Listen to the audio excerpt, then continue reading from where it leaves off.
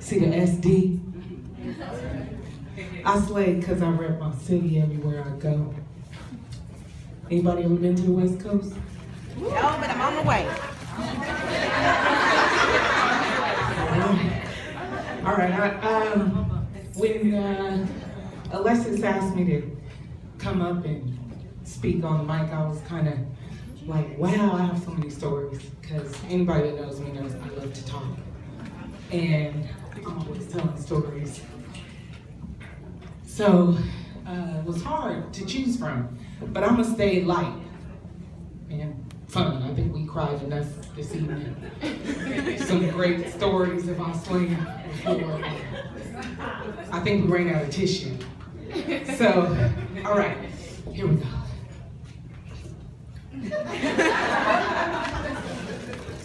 All right, I slay because I'm nervous. Shaking, y'all got me shaking. Everybody looks nice tonight in the black and red and pink and. Okay, so I'm an advocate. I slay because I'm an advocate by speaking for those without a voice. This started in the 2nd grade, y'all. We got a new principal. The principal took away the chocolate milk.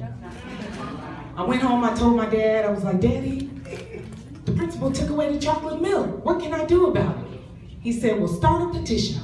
I said, well, what the hell is a petition? He said, you gotta get the signatures of your classmates and set up a meeting and talk to them. Tell them how you feel. So I talked to my classmates. I was like, how y'all feel about the chocolate milk not being on the menu? They were like, yeah, what was up with that? I said, it's the new principal. Want to sign my petition? They was like, yeah. So I got 500 signatures. Set up a meeting with the principal. The principal said, you got 500 signatures to get some chocolate milk back? I said, yes, Mr. Bernstein. I got 500 signatures. On behalf of my class, you know, we feel like chocolate milk is essential to us in our learning. And we would like to have our chocolate milk back. So he was like, all right. I was like, oh, yeah. This worked. So since the 2nd grade, I knew that you can make a difference if you went about it the right way. So I was like, all right. So I slay by speaking for those without a voice. I slay because I break stereotypes. Now, I was the only girl on my daddy's Pop Warner football team playing tackle football with all the boys. And to my grandmother, Blanche Catherine Carter, God rest her soul, said, don't you be trying to make a boy out of my grandbaby. She's a girl. She needs to cheerlead. My dad was like, hell, Mom, she's hitting harder than the boys on the team. She runs faster, tackles hard. Then I got a nickname called Ruffy, because I was rough. Now I like to play with the boys, beat them up. Then later on I learned, you know, be nice to them because they were cute and everything. But, so I started cheerleading. So I slay because I break stereotypes. I slay because I'm a trailblazer by being voted by my peers as the first African-American homecoming queen at La Jolla High School. Now, if y'all ain't familiar with San Diego, La Jolla High is the most predominantly Caucasian school in La Jolla. So there was like 5 black students, I was one. We had Latinos. ¿Qué onda? ¿Yo hablo español también? Órale. So I was voted by my peers, junior class president, and the first black homecoming queen, right? So I'm at the homecoming dance. They announce the winner. I'm shocked. Wow, it's me. Now, my school is really segregated, although California can be diverse. What I notice is that people tend to stay in their ethnic circle because you feel comfortable around people that look like you, talk like you, understand your vibe. Okay. Well, I mingled. I kicked it with the Indian homies, kicked it with my Persian homies, with my Latinos, hey! Weapon! And I kicked it with the Asian students. I got no Asian language for y'all. But I say that I broke the stereotypes, right? Kicking with everybody. So I was voted Miss Popular, you know. Now, I won Homecoming Queen. Miss Soriano was the ASB advisor.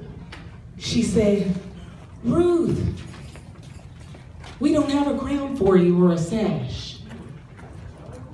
Now, what school you know where they win Homecoming Queen and Queen, King and Queen, right? And they get a crown and a sash.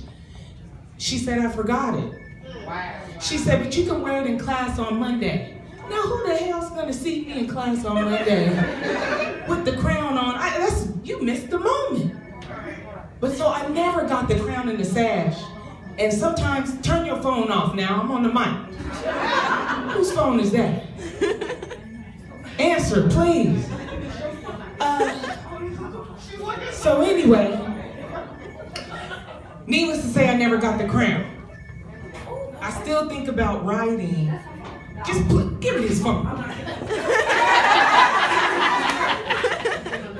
Oh, it's an alarm? Oh, hell. You got an alarm set for 9 o'clock. And where are you going at 9 o'clock at night? And what you got to be doing at 9 o'clock at night? But you need a timer. I know it's not a job. All right? So, I never got the crown, right? So, from that, I'd like to say, I moved on, went to college. I picked a historically black college university because I've always wanted to go to one, especially being at La Jolla High School, where I was the only person of color in every class. It was nice to be in a classroom of people that look like me. And I didn't get asked questions of, Ruth, oh my God, can we touch your hair? Ruth, oh my God, where do you live? In the hood? I was like, I live in a house. Where do you live? And the movie Friday is not the Bible to black folks. Okay? And they were like, oh my gosh. Right? So anyway, but at Clark Atlanta University where I attended, do I have any CAU alumni in the house? No? Damn. Spellman in the house? All right. Oh, why you didn't show no AUC love? See how y'all do? Spellman nights. Any more house brothers? Did you go to one? No? He's like, nah, sister, nah, not me. All right. So, anyway, I'm in class. Guess who came in my class? Rudy from the Cosby Show. Now, I grew up watching Rudy on TV. I never thought she'd be in my class. But she came in, she went to Spellman. I'll give you that. But she took her classes at Clark because she was a mass media arts major like me. So we had cinematography in class together. So I'm like, Rudy. She was like, what? I was like, Rudy. She's like, dog, you don't know. Like, you know. It's Keisha. I was like, hey, you always gonna be Rudy. You my best friend, like I grew up with you, we used to play together and everything. I know everything about you, what you like, your brothers and sisters, your mom and your dad. So I pretended they was mine when mine got to acting up. And I tried to replace mine, and I was like, shoot, Claire, that's for my mom. Because my mama wasn't acting right. But anyway, full circle moment. Freshman year, I'm at Clark. And I'm like, I'm gonna run for Miss Freshman. I gotta be involved in campus so I can change things like I did in the 2nd grade. See, I'm at Clark. I'm like, my slogan's gonna be, Ruth is the truth. Right, thank you. Now the problem with that is I'm a freshman. Don't nobody know me. No one knows Ruth is the truth. So this guy, and he was an SGA vice president at the time, he was like, let me holler at you. What's your slogan? I was like, Ruth is the truth. He was like, dog, you gonna win. I mean, you gonna lose. I was like, no, I'm gonna win. He's like, no, you're gonna lose. Your slogan is whack. I was like, hey, listen, my slogan is tight, it rhymes. Ruth is the truth. People gonna know, they're gonna vote. It's like, no one knows you, you're a freshman. I was like, I don't care. So anyway, I ran. You know what happened? I lost. And there he was. He's like, I told you to change your slogan. Dude, nobody knows you. I was like, whatever, I should have listened to you. You didn't say that. You know, I should have changed my slogan. Why you didn't tell me? He's like, I told you. I was like, no, you didn't. But anyway, I lost. So I say, I slay because I'm a failure. But you gotta fail in order to what? Come on, church! All right now.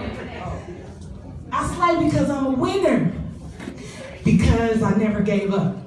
So when I graduated from Carter-Hickman University with honors, Miss Bellman, I went back to San Diego, and this lady was like, we got this pageant going on. It's, you know, great thing for the community. Now, you're getting with the community. I always got to give back. So I was like, all right. She's like, girl, we need some participants. You need to run. I was like, oh, Lord, all right, I'll participate. Hell, I won the pageant. I was like, oh, shit, that's what I gotta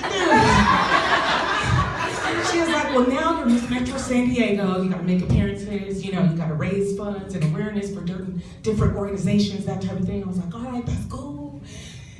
So then I applied to grad school, Loyola Marymount in LA, because I knew if I had to be in TV, I gotta be in LA or New York. You know what I'm saying? So I thought, I gotta get to LA. I'm getting to grad school, it's gonna be cool. So she was like, you gotta give up your crown, because you gotta stay in San Diego for the whole year until you crown the next queen. And this Miss San Diego pageant goes on to Miss California, then you go on to Miss USA. I didn't make it that far. I just won Miss Metro and had to give up my damn crown to the first runner-up so I could go to grad school. I was like, the crown or grad school? Man, forget this crown, I'm going to grad school, all right? So I slay because I was a winner. So I say all that to say, you too can be an advocate and speak for those without a voice. You too can break stereotypes. I don't know if you want to play tackle football, but break stereotypes. You too can be a trailblazer and be the first voted or elected or nominated by your peers to be whatever it is that you want to be. You too can be a failure, because if you don't fail, you can't succeed. So I'm still writing my story, ladies, and one gentleman. I want you to keep writing yours. Good night.